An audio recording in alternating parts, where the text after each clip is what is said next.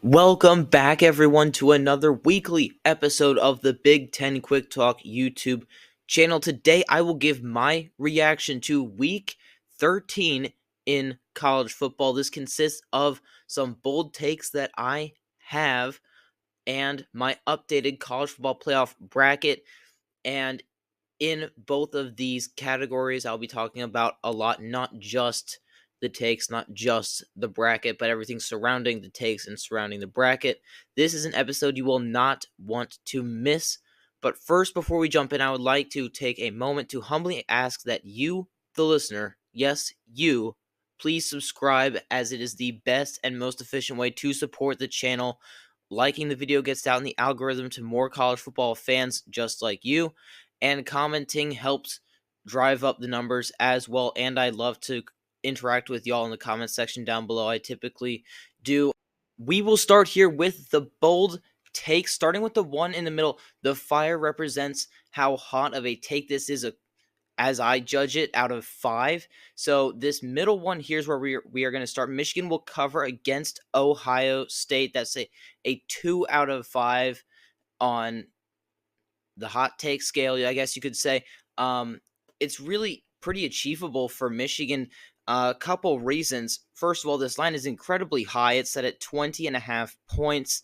And Michigan has been playing pretty good as of late. They won against Northwestern 50-6 last week. They lost by 5 to a top 5 Indiana team, and frankly could have won the game. Kept it close in a loss versus Oregon, and beat Michigan State, the week before the Oregon game. They've been playing well, and the quality of plays has been getting better. Like, they got wins in this past year, like against Minnesota, where they just didn't look very good. Yeah, I mean, yeah, they got the win, but you don't feel good about yourself. But the quality of play has been tightening up. Their defense looks a little bit more like their 2023 elite stuff. They look a bit better. They look a little bit more refined. They look like they know what they're doing a little bit more. Obviously, Ohio State is Ohio State. I understand that argument, but I'm just saying Michigan has been playing better, and I assume they will continue to play better in this game. And this game has historically been very close. I mean, last year it came down to a Kyle McCord pick in the red zone, or at least down by their end, as Ohio State tried to make a final comeback there. The final score was 30-24.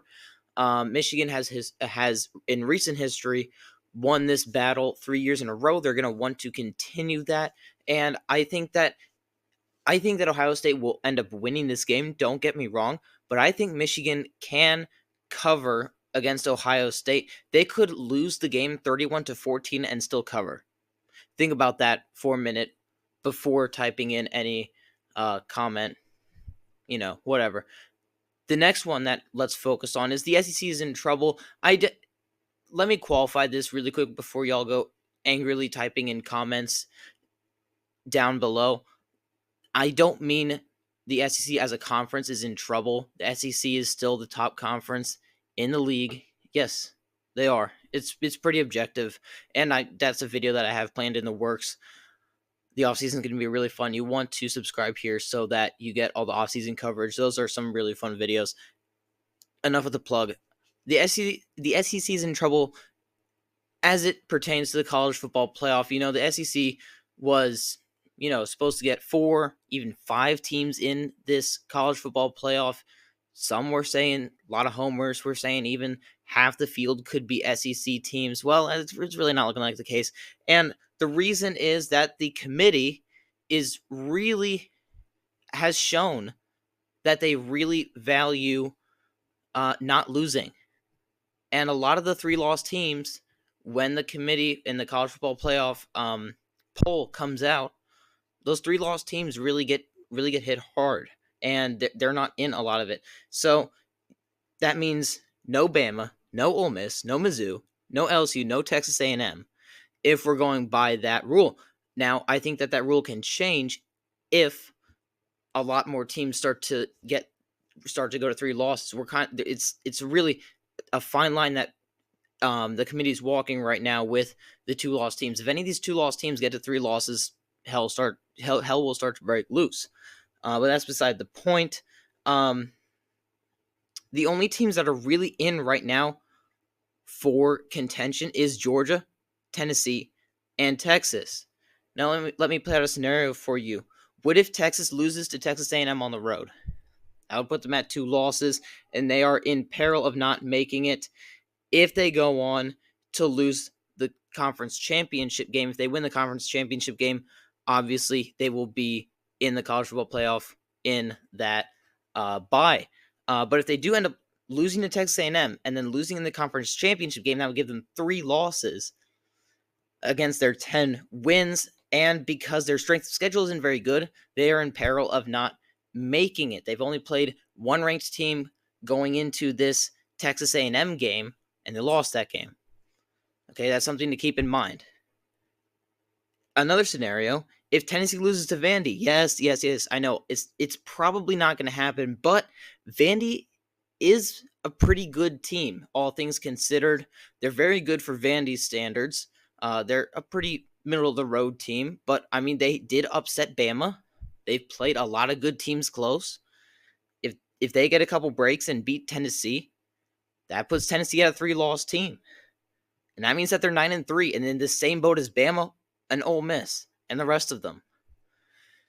So at that point, you're really only looking at 2 teams from the SEC, at most maybe 3, getting into the college football playoff, which is below conference standards.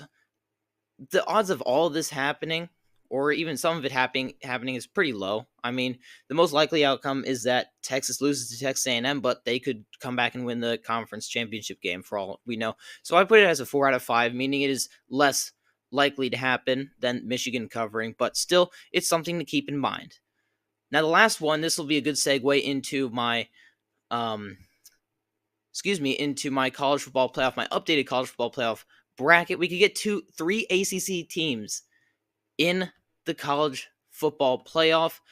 Let me explain a little bit here before we get into the actual bracket. We have 3 teams from the ACC that could theoretically make it. That's SMU, Miami, and Clemson. Assuming that they all finish out the regular season like they're supposed to, Clemson being the only one that's really in danger of losing as they play a pretty darn good South Carolina team. Let's say Miami beats Syracuse, SMU wins their last game. SMU in the ACC championship game, it would be either against Miami or Clemson. And for 3 teams to get in, say Miami's 10-2 and they don't get in, Clemson plays SMU in the conference championship games, beats SMU. That would put both Clemson and SMU at 11-2. Now, is the committee really going to keep out an 11-2 SMU team that just lost in the conference championship game over a 9-3 Bama team, a 9-3 Ole Miss team? I don't think they will. And from what very recent history has told us, I don't think they will. From what polls we've seen, the very early ones at least. So I think SMU would get an at-large bid. Now, does Miami go in, a 10-2 Miami team go in over a 9-3 Bama Ole Miss team? I'm inclined to say yes, but that could change. All I'm saying is that there is a path for 3 there's a path for 3 ACC teams to get into the college football playoff, which is wild, considering every single person projecting them to only have pretty much their auto bid. And, the thing to be stacked with Big Ten and SEC teams, and it's frankly not the case. If 3 ACC teams do get in, I put it as 4 out of 5. It is unlikely that all 3 of those teams get in. But again, like the SEC is in trouble of only getting 2 or 3 teams in the college football playoff. I mean, it could happen. And it's just something to keep an eye out here. It's just a bold take that I had coming away with from this Week 13 slate. All right, so here's my updated college football playoff bracket. We have Ohio State as the number 1 team in the Big Ten. I think that I would project them right now to beat Oregon in a very, very, very extremely close game in Indianapolis. In my opinion, I would say Texas would get in right now. SMU in at 3, Boise State at 4. Again, the hot takes were more of a hypothetical thing, so don't be saying, "Oh, you hypocrite," in the comments. I'm just playing out some hypotheticals. It's a fun thing to do. Don't tell me you don't do it too. You do it as well. Oregon at 5. They're the best. They're the best non-championship team in this slate in pretty much every scenario, either Ohio State or Oregon. Georgia at 6. They look pretty good here. You could swap them with Notre Dame at 7. But I just have Notre Dame at 7. This is just my poll. Penn State at 8, Tennessee at 9, Indiana falls to 10, and then Miami at 11. The first 5 out, because I think that there's a significant drop-off after these 5 teams. Clemson, Bama, Ole Miss, Iowa State, and South Carolina in no particular order out there for you guys. Out of this slate, I would say Oregon would probably beat Arizona State being the Big 12 champion. Georgia and Miami, that would be a very interesting game to watch. I think Miami's offensive firepower would overcome Georgia's defense, but that would be quite the matchup to watch. And then Miami would go play SMU. Notre Dame Indiana playing at Notre Dame. Two pretty well head coached teams. I mean, like elite head coach teams. Talk all the smack you want about Marcus Freeman. He is a damn good football coach, in my opinion. And obviously, Kurt Cignetti has brought Indiana to heights where no one thought possible. If I were to say right now definitively, I can't say who would win this game, but I think Notre Dame having that home field advantage, a home playoff game at Notre Dame, I would take Notre Dame in this one. Penn State, Tennessee playing at Penn State. If we get a whiteout playoff game, that would be probably the best atmosphere in playoff history in probably all of sports. I mean, that's how great the whiteout is at Penn State, and I think that might carry them to a win. But Tennessee has a lot of offensive firepower as well. It would be really interesting to see them match up against Penn State's secondary and defensive front. But this is what I have.